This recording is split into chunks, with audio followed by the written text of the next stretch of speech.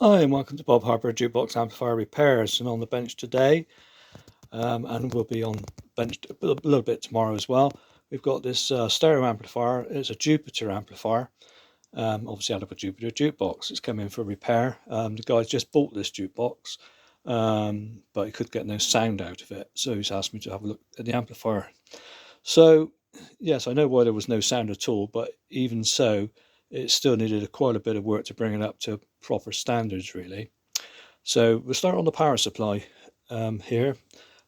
This had a voltage tapper, unfortunately got a little bit damaged in transit, and it was dodgy anyway because it had live terminals on the top at 240 volt that you could touch. So it's probably better it is gone anyway. So I put a blanking plate there and put a list of the fuses that should be here because it has 13 amp plug fuses in there when it came, unfortunately. Hopefully there's nothing wrong with the actual jukebox, and that's why those 13 amp fuses were there. Anyway, I put the correct fuses in as there now. There's another fuse there, was 800 milliamp, which is for the amplifier HT. On the power supply itself, these are voltage doubling capacitors here. This one has got a grounded can. This one has got a can that's half HT, which is probably about 160 volts. It is an insulated side, but it had a bare top. So if you touch that, that's quite a nasty shock you could get off of that. So I put some liquid tape on there just to insulate that, to stop anybody sticking their finger on it. Quite easy to touch. So looking at the back of the power supply here, we've got the main power drop-in resistors here. Two are for the HT, and one is for the select light in the jukebox, which are all fine. The other one, as you see, I've removed and replaced with a metal clad resistor. That one there does the bias, sets the bias for the output valves on this amplifier.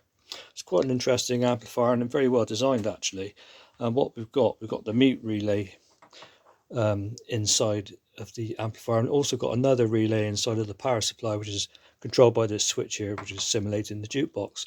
So when it's in mute, what it does, it mutes the output of the amplifier itself. There's a relay inside this amplifier. There's also another time delay relay in the power supply. This controls the HT, and when the jukebox is in standby like it is now, it's got about 50 volts HT just to keep the caps not right going back down to zero, similar to what AMI do.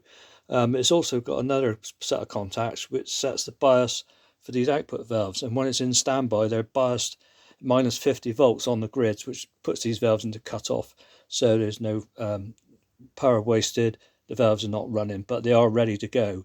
Obviously the heaters are on, and when the relay operates, when the jukebox is in play, it obviously reduces that grid bias down to minus 15 volts, which is correct for these valves, and also brings the HT up, and there's a slight delay, one in front of the other, so that the valves are not stressed when it comes back on.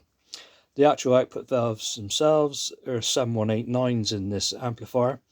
All the valves I've tested, unfortunately two of the output valves, these two, the valves were internally shorted, so I've replaced those. Luckily I had some good use 7189s that I've put in there, which test perfect. That was lucky because they're a bit hard to get hold of nowadays. The rest of the valves tested fine. Got full range bass and treble controls on here, which are really do their job.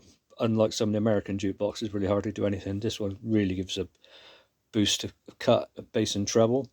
Got the volume control here, which has obviously been not supplied by me. This was on the jukebox when it came to me, and it did have some extra capacitors put on it, which I've removed.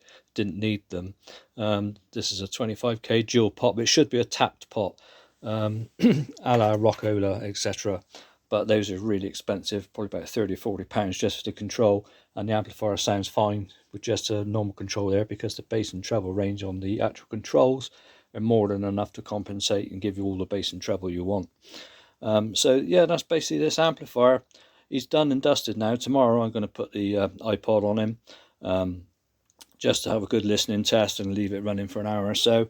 I've just got my signal generator plugged into it at the moment, so if I demute it here, no, because you can just hear the tone of my generator through the amplifier. I've just been doing that to balance the channels with the scope, make sure everything's as it should be through the amplifier on both channels so they're identical. But tomorrow I'll give it a good listening test. This is simulating the jukebox by switching the mute on and off, because the mute relays on these are not 24 volts or anything like that. They work on 110, so I've been a bit careful with the insulated switch there. 110 volt, which switches both of the relays in series at the same time. Okay, that's just an overall view of this Jupiter amplifier. Quite an unusual amplifier. I've only ever seen one before, and that was years ago.